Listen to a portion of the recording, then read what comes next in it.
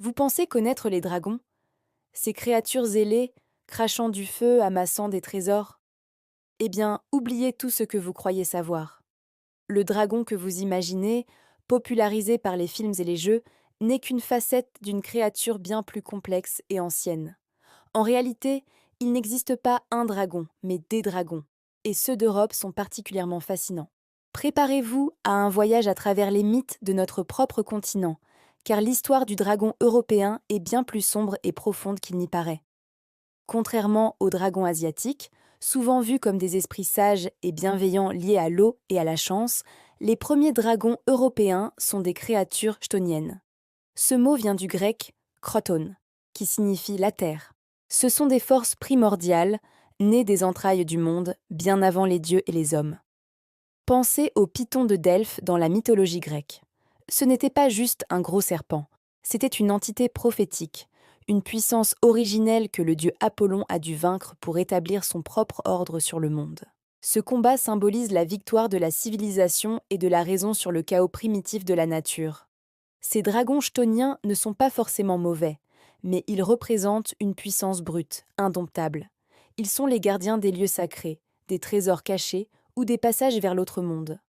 Le célèbre dragon Fafnir dans la mythologie nordique n'était pas né dragon. C'était un nain maudit par sa propre cupidité, qui s'est transformé pour garder un or maudit. Ici, le dragon n'est pas une simple bête, mais une allégorie de l'avarice qui déshumanise. Il garde un trésor non pas pour sa valeur, mais parce qu'il est enchaîné à lui. Tuer ce dragon, ce n'est pas seulement un acte de bravoure, c'est aussi un acte de libération, que ce soit pour le héros ou pour le trésor maudit. En explorant l'Europe, on découvre une incroyable diversité. Le dragon change de forme et de sens selon les régions. Dans les légendes slaves, le zmeï est une créature souvent à plusieurs têtes, parfois capable de prendre forme humaine pour séduire les jeunes femmes. Il incarne une menace directe pour la communauté, un fléau qu'un héros épique doit affronter. En Grande-Bretagne, le folklore est rempli de wyrms et de worms, des dragons serpentins sans ailes ni pattes, comme le Lambton Worm. Ces créatures empoisonnent les tiques, spasent la terre et les eaux, symbolisant la maladie, la famine ou la corruption qui ronge une région de l'intérieur.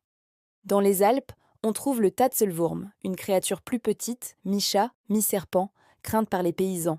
Chaque région projette ses propres peurs et ses propres valeurs sur sa version du dragon. Le dragon n'est donc pas une créature importée, mais bien une création locale, modelée par le paysage, le climat et la culture des peuples. C'est une erreur de penser qu'il y a un archétype unique.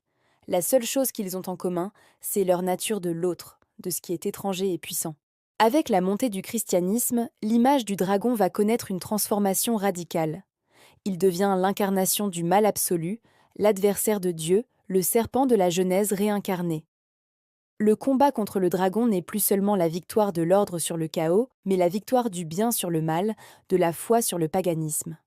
La légende la plus célèbre est sans doute celle de Saint Georges terrassant le dragon.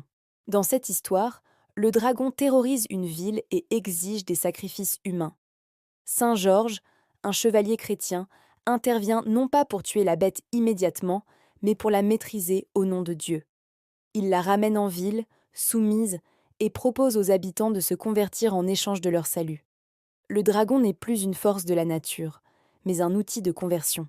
Le tuer, c'est éradiquer le paganisme et prouver la puissance de la nouvelle foi. Ce récit sera reproduit partout en Europe avec des saints locaux, comme Saint Michel, Saint Marcel à Paris ou Sainte Marthe en Provence. Le dragon devient alors une figure purement morale, un test de vertu et de foi pour les saints et les héros. Cette vision du dragon comme fléau diabolique a dominé pendant des siècles, façonnant notre imaginaire collectif. C'est de là que vient l'image populaire du monstre à détruire, de l'ennemi ultime dans les contes de fées.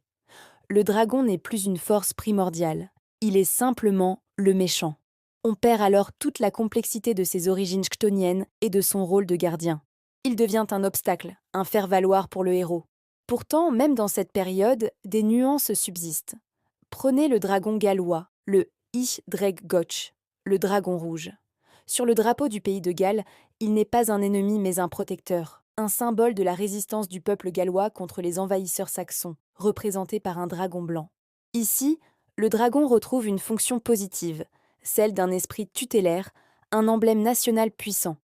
Cette dualité montre que même au sein d'une culture, le dragon peut être à la fois un symbole de destruction et de protection. Alors, que retenir de tout ça? D'abord, qu'il n'y a pas de dragon européen unique, mais une multitude de créatures fascinantes, chacune avec sa propre histoire et sa propre signification. Ensuite, que le dragon a toujours servi de miroir à l'humanité. Il a incarné nos peurs les plus profondes. Le chaos de la nature, la cupidité, la maladie, l'étranger. Mais il a aussi symbolisé nos plus grands idéaux. La force, la protection, la victoire de la civilisation et de la foi. Le dragon européen n'est ni un simple monstre, ni une fée bienveillante. C'est une force symbolique puissante, une créature du seuil, entre le monde civilisé et le monde sauvage, entre le divin et le terrestre. Comprendre les dragons d'Europe, c'est finalement plonger dans les racines de notre propre culture, dans nos peurs et nos espoirs les plus anciens. C'est une créature qui, même aujourd'hui, continue de nous fasciner, car elle nous parle de notre propre nature. Merci d'avoir regardé cette vidéo.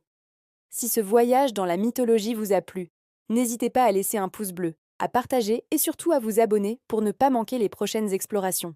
Dites-moi en commentaire quel est votre dragon préféré. À très bientôt!